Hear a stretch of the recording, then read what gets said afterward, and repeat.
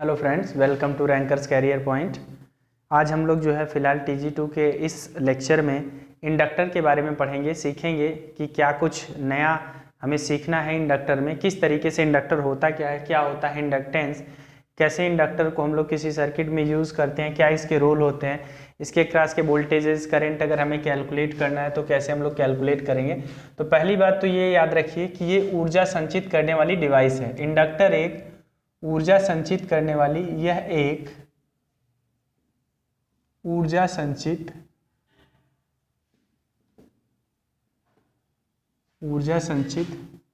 युक्ति है। यह एक ऊर्जा संचित युक्ति है जो कि ऊर्जा को धारा या वैद्युत क्षेत्र, चुंबकीय क्षेत्र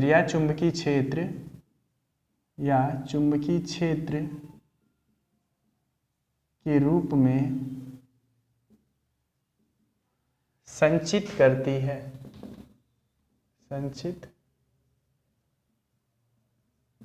ये हमारा इंडक्टर होता है। इंडक्टर आपका एक प्रकार का एनर्जी स्टोरिंग एलिमेंट है। ये एनर्जी को धारा या चुंबकीय क्षेत्र के रूप में क्या करता है, स्टोर करता है। अगर हम बात करें, एक इंडक्टर का जो सिंबल होता है वो कुछ इस तरीके से होता है। ये इंडक्टर का सिंबल होता है। इसकी एक प्रॉपर्टी होती है, दैट इज इंडक्टेंस, जिसको हम लोग L से दिखाते हैं। इंडक्टेंस, प्रेरकत्व जिसे हम लोग कहते हैं, प्रेरकत्व,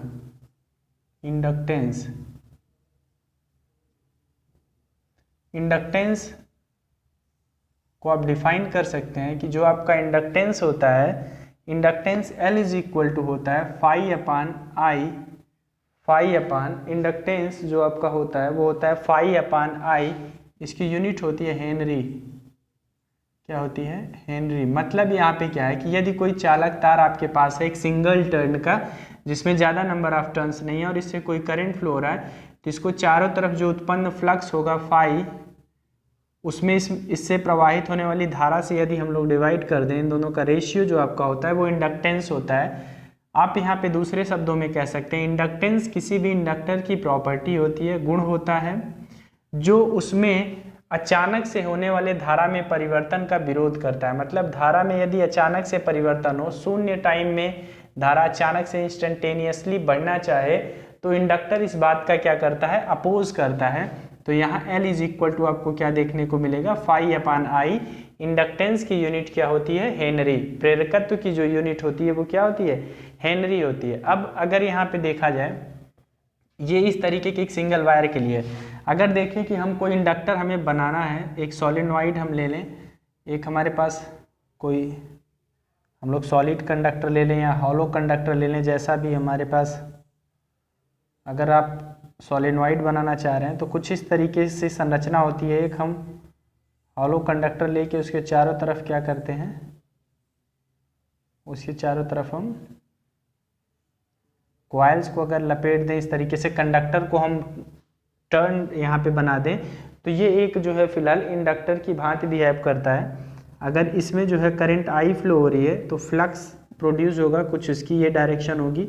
ये कैसे आ रहा है, इसके लिए कंफ्यूज नहीं होंगे, आगे हम लोग पढ़ेंगे तो यहाँ हम आपको बताएंगे कि डायरेक्शन कैसे ये आ रही है। फिलहाल राइट हैंड थंब रूल से आता है। फिलहाल राइट हैंड थंब रूल से आपके जानने के लिए हम थोड़ा सा बता दें कि राइट हैंड थंब रूल क्या कहता है। ये हमारा राइट हैंड है, इसमें जो आपके फिंगर्स होते हैं ये करंट की डायरेक्शन को दिखाते हैं। उसके बाद थंब जिस डायरेक्शन को इंडिकेट करेगा, मींस करंट जो फ्लक्स प्रोड्यूस हुआ उसी डायरेक्शन में जा रहा है। तो आप देखिए करंट की डायरेक्शन में कर्लिंग फिंगर्स को रखेंगे और फ्लक्स आपका जो है इस डायरेक्शन में दिख रहा है, तो ये यहाँ पे हो जाएगा। अगर मान लीजिए यहाँ पे नंबर ऑफ टर्न्स n है, तो इसका जो इंडक्टेंस होगा, इंडक्टेंस इज इक्वल टू, इसका जो हम लोग इंडक्टेंस निकालेंगे वो कुछ और नहीं होगा, n फाई बाई आई हो जाएगा। यहाँ पे क्या हो जाएगा, इंडक्टेंस इसका जो होगा n फाई बाई आई, यहाँ हम लोग लिख सकते हैं n फाई बाई आई। हम इसका इंडक्टेंस अगर लिखना चाहते हैं तो n यहाँ पे नंबर ऑफ टर्न है, n कुल फेरों की संख्या, फाई उत्पन्न फ्लक्स है, आई क्या है, प्रवाहित धारा, प्रवाहित धारा, ये हमें अतिरिक्त रूप से पता होना चाहिए। इसी में अगर हमें एमएमएफ निकालना हो, एमएमएफ मैग्नेटिक मोटिव फोर्स, चुंबकीय वाहक बल, चुंबकीय वाहक बल, चुंबकीय वाहक, चुंबकीय वाहक बल, अगर हमें चुंबकीय वाहक बल अगर हमें निकालना हो, एमएमएफ हमें कैलकुलेट करना हो, तो एमएमएफ इज इक्वल टू क्या हो जाएगा, N इंटू आई, N इंटू आई, ये हमारा एमएमएफ होता है। हम लोग जनरली एमएमएफ कैलकुलेट कर लेते हैं। और अगर हमें यहाँ से बहुत सारी चीज़ें हैं, अगर हमें कैलकुलेट करना हो, L का जो हमारा मेन फार्मूला होता है, L का हमारा जो मेन फार्मूला होता है वो होता है म्यू एन स्क्वायर ए अपान एल, ये हमारा जो होता है L का मेन फार्मूला होता है। म्यू यहाँ पे क्या है, म्यू आपका है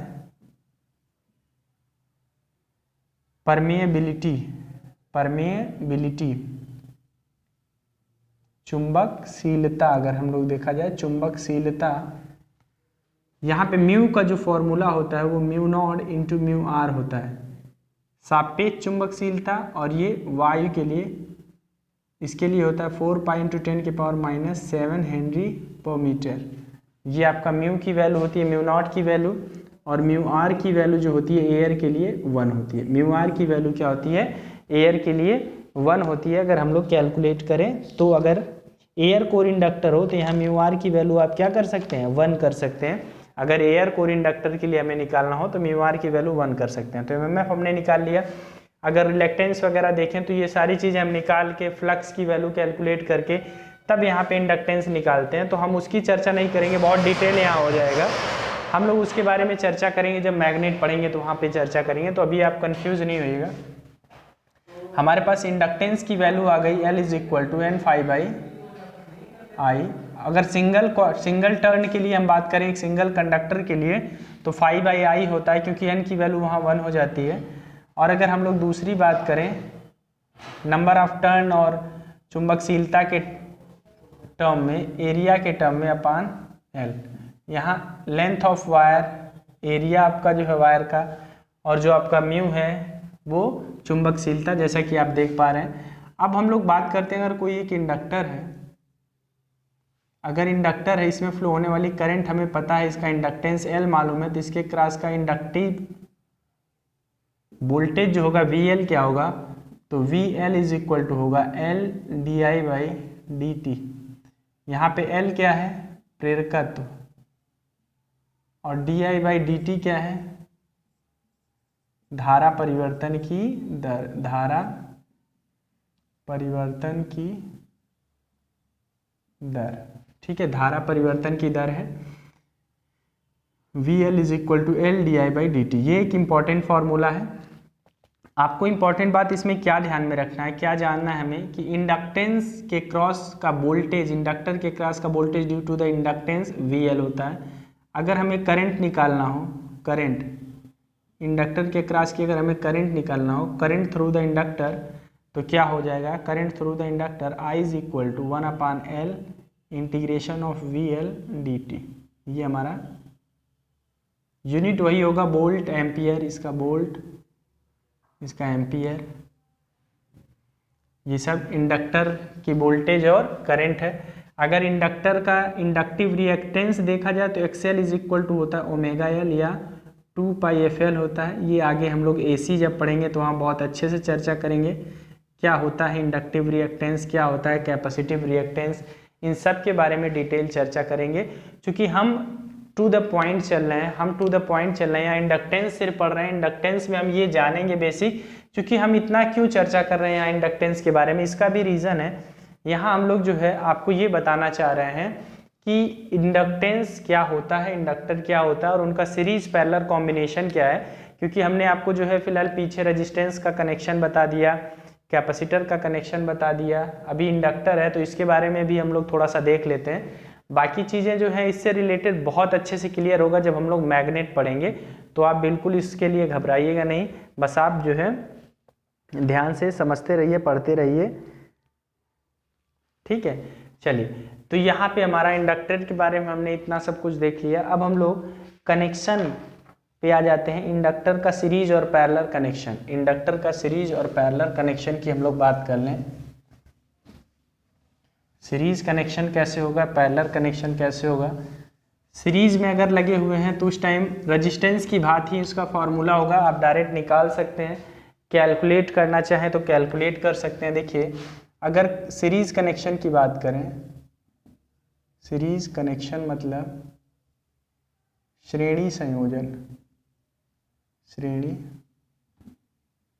संयोजन, श्रेणी संयोजन की अगर हम बात करें तो देखिएगा जो हमारे पास इंडक्टर होगा,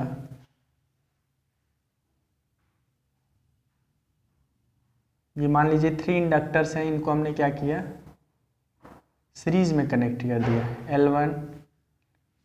अभी ध्यान दीजिएगा यहाँ पे जो हम इंडक्टेंस का एडिशन वगैरह देख रहे हैं ये विदाउट म्यूचुअल इंडक्टेंस के देख रहे हैं, विदाउट म्यूचुअल इंडक्टेंस के।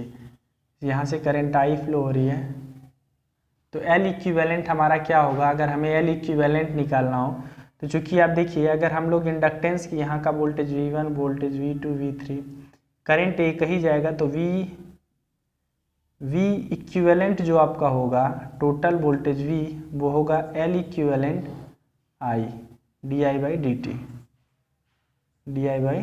ये होगा। इसी तरीके से V1 होगा L1 di/dt, भाई करंट तो वही होगी, V2 होगा L2 di/dt, इसी तरीके से V3 होगा L3 di/dt।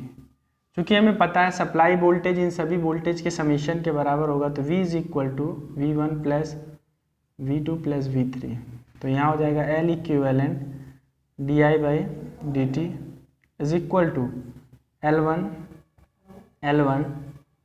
di/dt plus L2 di/dt plus L3 di/, ठीक है। यहाँ से आपका L equivalent is equal to L1 plus L2 plus L3, ये आपका इक्विवेलेंट रेजिस्टेंस आ जाएगा in case of series. In case of series यहाँ पे ये सब कॉमन करके इसको कट कर देंगे, तो L equivalent is equal to L1 plus L2 plus L3, ये आपका सीरीज कनेक्शन में देखने को मिलेगा। सिमिलरली अगर हम लोग पैरेलल कनेक्शन की बात करें साइड में, यहीं पे हम लोग पैरेलल समांतर संयोजन देख लेते हैं।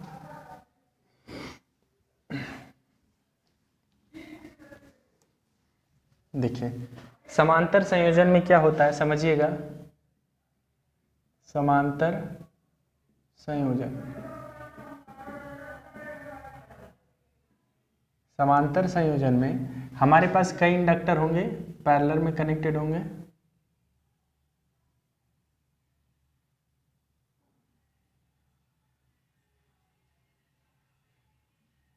ये कुछ इस तरीके से होंगे, ये पैरेलल कनेक्शन में आता है। यहाँ पे आपके करंट डिवाइड होते हैं, आपको अच्छे से मालूम है। यहाँ पे आपके करंट डिवाइड होंगे, I यहाँ पे जा रहा है, इधर मान लीजिए I1, यहाँ I2, यहाँ I3, यहाँ V, तो I इज इक्वल टू हम लिखेंगे क्या, I1 plus I2 plus I3।